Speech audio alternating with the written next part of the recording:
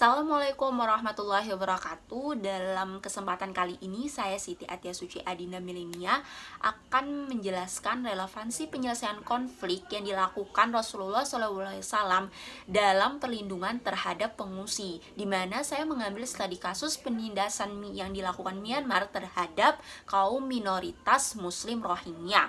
Adapun latar belakang masalahnya, sebagaimana kita ketahui bahwasannya hak asasi manusia merupakan hak-hak yang dimiliki manusia sejak lahir yang tidak dapat dirampas maupun diganggu gugat, dan hal tersebut bersifat universal yang membedakan mereka tanpa membedakan mereka melalui jenis kelamin, warna kulit, suku, agama maupun status sosial lainnya. Nah, hak tersebut pun wajib dihormati, namun dalam kenyataannya masih ada saja kita jumpai masyarakat negara yang tidak menikmati perlindungan hak asasi manusia, seperti apa yang terjadi pada kaum minoritas Muslim Rohingya.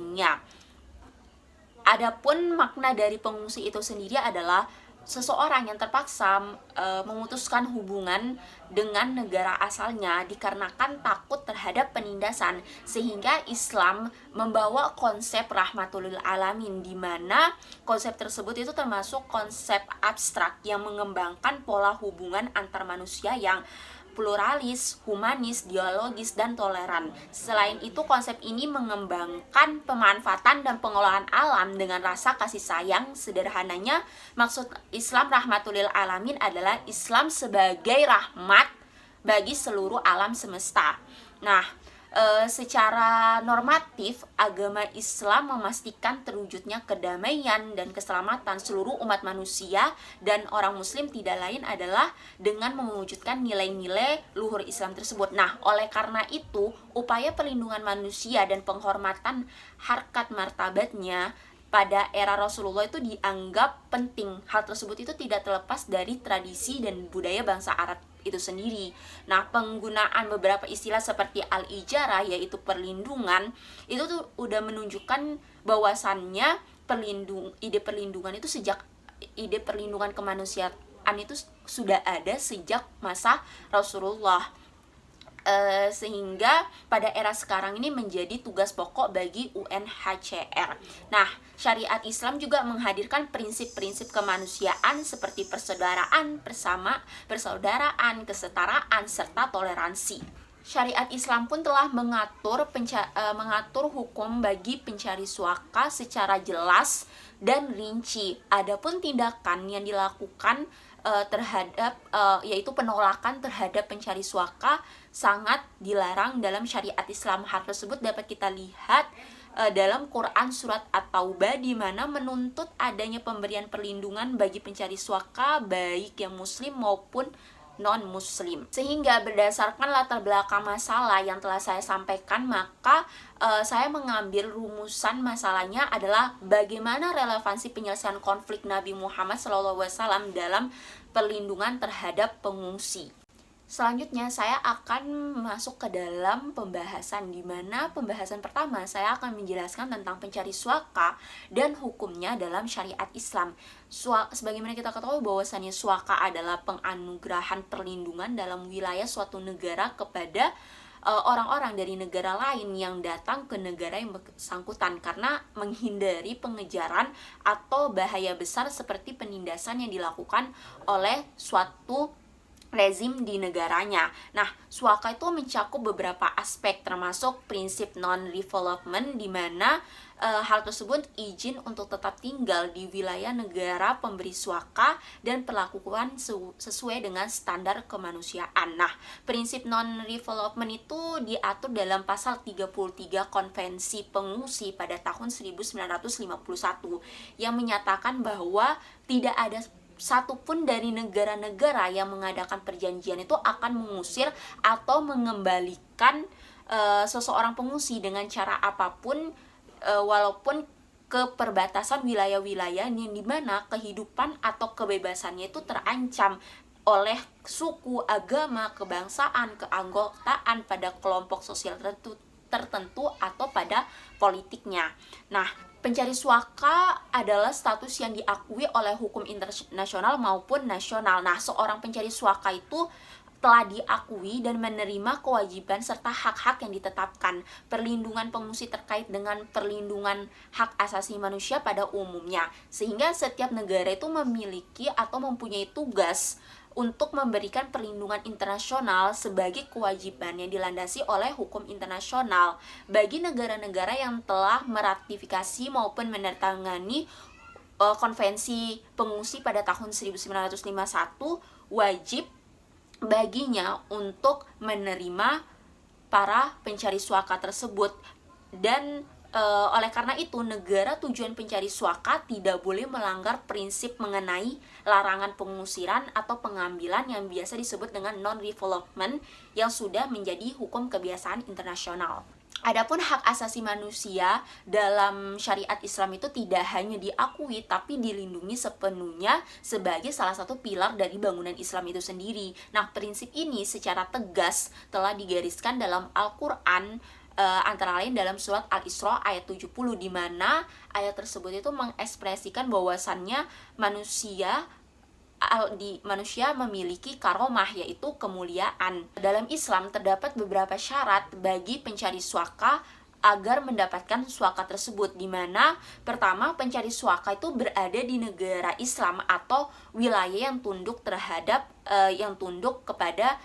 ajaran-ajaran Islam. Nah, hal ini tuh masuk akal sebab untuk dapat diberikan suaka oleh suatu negara Islam, pencari suaka tuh harus berada di wilayah negara Islam itu sendiri.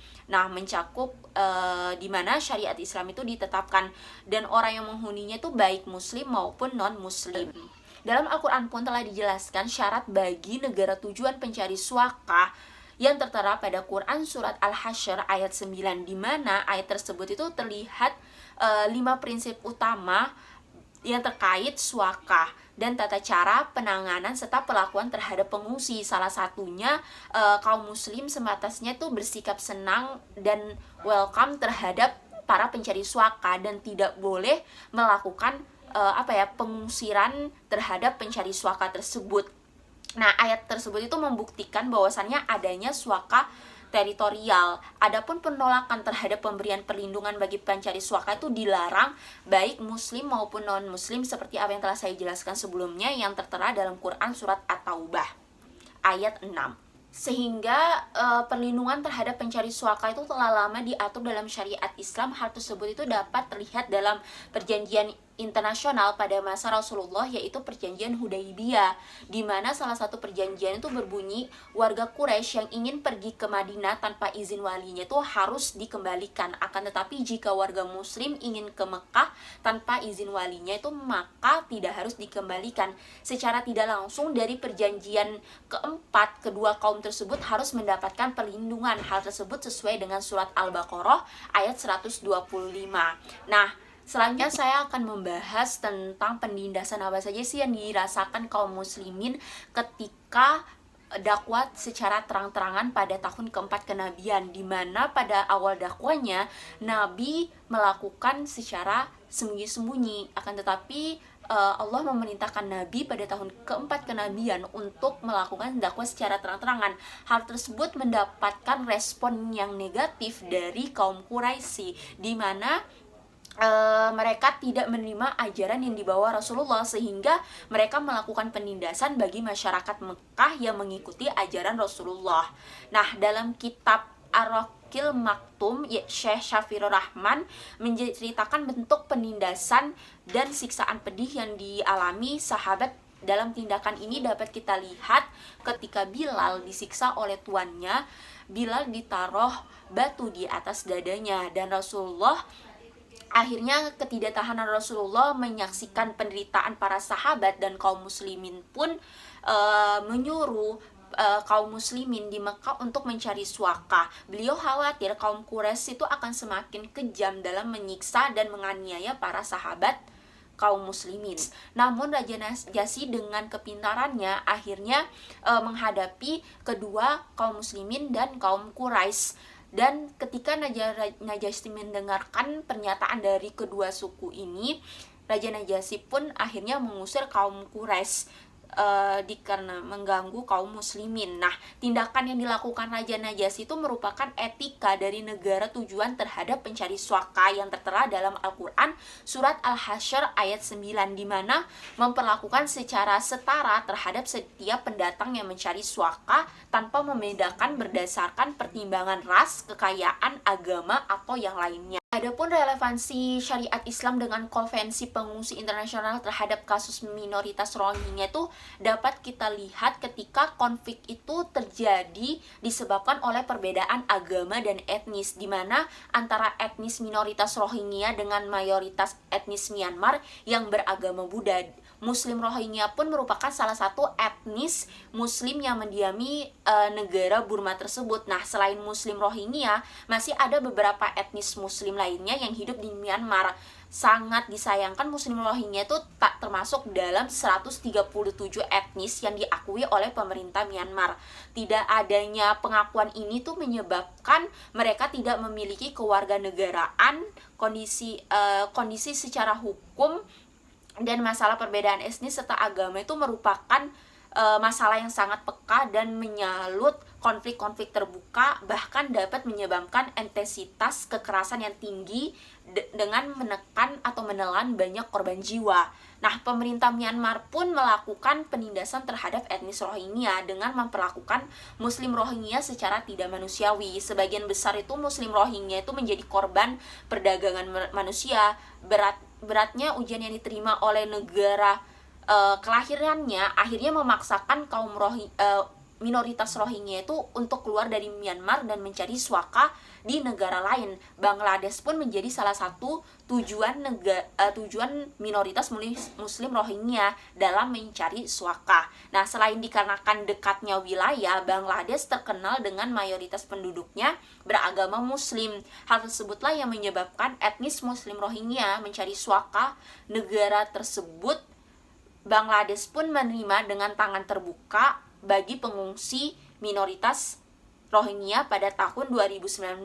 Nah, berdasarkan data PBB, pemerintah Bangladesh lebih dari 200.000 rumah tangga atau hampir setara dengan 1 jiwa Rohingya terdaftar menjadi pengungsi. Nah, jumlah tersebut itu kian bertambah jika dibandingkan dengan jumlah orang Rohingya yang eksodus dari Rakhine, Myanmar ke Bangladesh tahun lalu.